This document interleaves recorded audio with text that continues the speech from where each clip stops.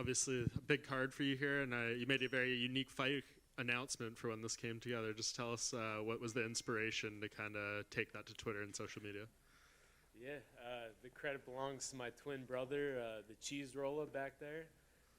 He's been helping me a lot behind the scenes, and he's been pushing me to get on Twitter and really like connect with MMA Twitter. So we had to do a pretty cool fight announcement. Yeah, do you feel like, have you noticed the benefits of that? Like, do you feel like there's a greater interest from fans in this fight because of that? Yeah, definitely. Before I got on Twitter, I didn't even realize like how many people actually cared about watching me fight. These guys on Twitter, they're all funny. They're all, we have fun. We make jokes, and it's a good time. Do you have any opinions on what was in Ottman's bag over on Fight Island? I mean, what did he say? He said potatoes. He said potatoes, but probably not USADA approved potatoes. Hence why he probably got cut, or why he got cut at the time. So, who knows? I'm over the potatoes. I'm over the bag. I'm ready for him to show up, on weight, make weight, and I'm ready to fight him. Seems like there is a lot of potential concerns that we're talking about with the weight, the other stuff. Do you just take kind of a blank mentality in there, like no matter what happens, you're going in there and fighting this guy?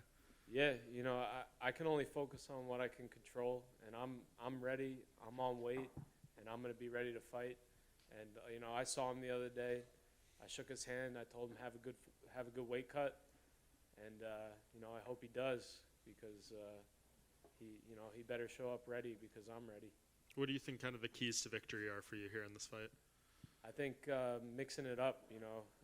I'm a well-rounded mixed martial artist.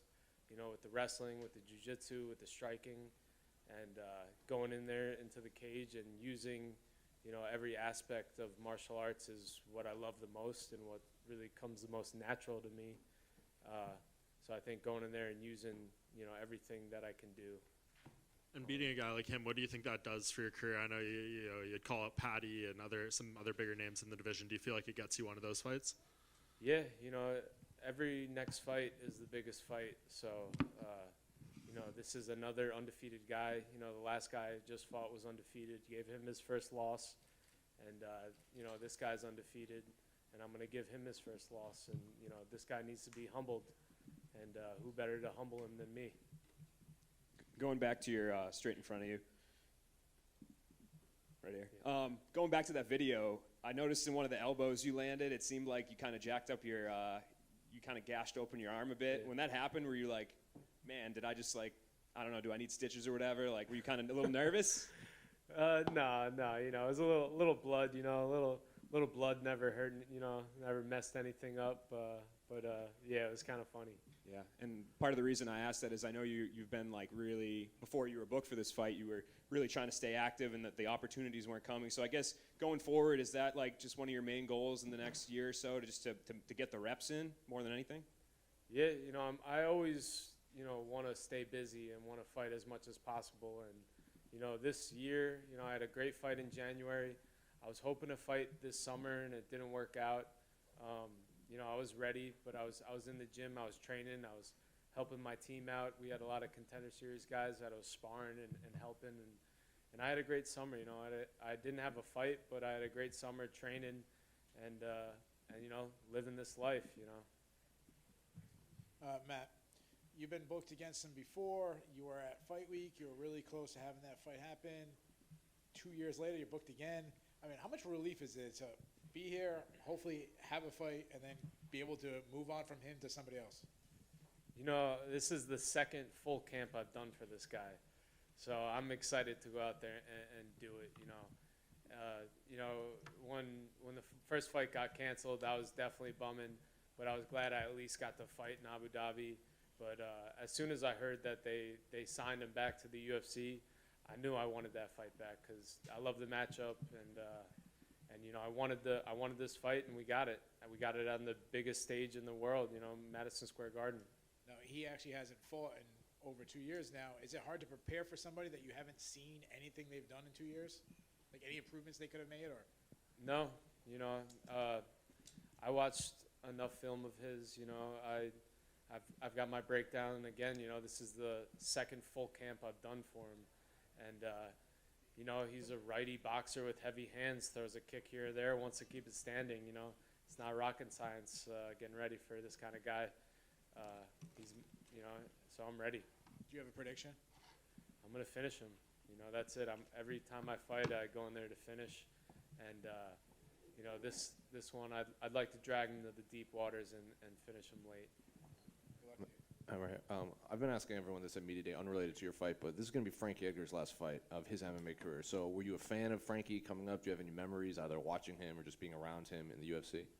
Yeah, Frankie's a legend, and I remember, when I first was coming up, my favorite fighter was actually BJ Penn, and I loved BJ Penn, and then this guy Frankie Edgar comes up and starts beat up BJ Penn twice, and I was like, who is this guy? And then I find out he's a Jersey guy, and I started watching all his fights, and I was like, how can you not love this guy?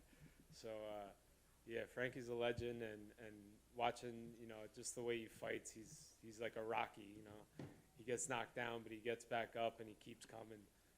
You got to love him. Do you have any thoughts on the main event between Izzy and Alex?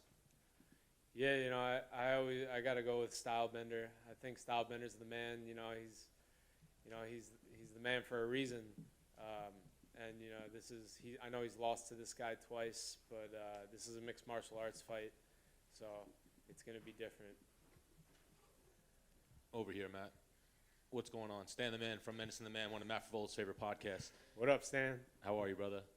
So you got to be excited for fighting this close to home. How many people do you think you're going to have in the building on Saturday? We'll see. MSG cranked up the prices for this one, It's crazy, but we'll have a good amount of friends, a good amount of family, and, all the Long Island, all the New York people, will be riding with me. And I appreciate that kind of support, fighting at home, having the New York, the Long Island people, out there representing and cheering for me is a dream come true. So you train extensively with Aljamain. What's it been like for you training with Aljamain, doing the same workouts as him, and now seeing him rise to being one of the best bantamweights of all time, a champion who's defended the belts numerous times? You've been right there with him. What's it been like being on this journey, and how much is he inspiring you to see that you could do it? It's unreal, watching Aljo train. And I remember the first time I started training with him, he's like a little, he's a 135er. I'm a 155er, and I get pretty heavy. And then he gets his hands on me, and I'm like, geez, man, like, I think I need to go down a weight class. He's a beast, and his work ethic is unreal. And then he's so helpful, too. He coaches everyone on the team. He helps everyone, and I knew he would be a champion from day one. And watching his career, his highs, his lows, the way he came back from adversity as well, and then taking it all the way to the World Championship was so motivating and inspiring. He inspires everybody around him, and I'm lucky to call him a teammate and a friend. And then final one for me, it's a two-parter. Now that you're getting into Twitter, why don't you get on Twitter and start lobbying, making FrevFest a national holiday on Long Island? And then also, where are you partying after you get the W on Saturday? Oh, man, yeah. Yo, Stan, you should have came to FrevFest. Let's go. I missed them all. I know. I'm a loser. I know. But this summer, I'll try to get a fight in, June. And then July, we have a nice Frevola beach banger at the house. We have a good time on Long Island on the water. And I have my annual badminton tournament, which I'm actually not the champ right now. My brother's the champ. But you get to get a game with me in badminton if you beat my dad, because I don't think you could beat my dad, though. No. And after the fight, we'll see. We'll see, man. All right, I got some beers for you. There you go. See you Appreciate it. soon. Good luck on Saturday. Thanks, bro.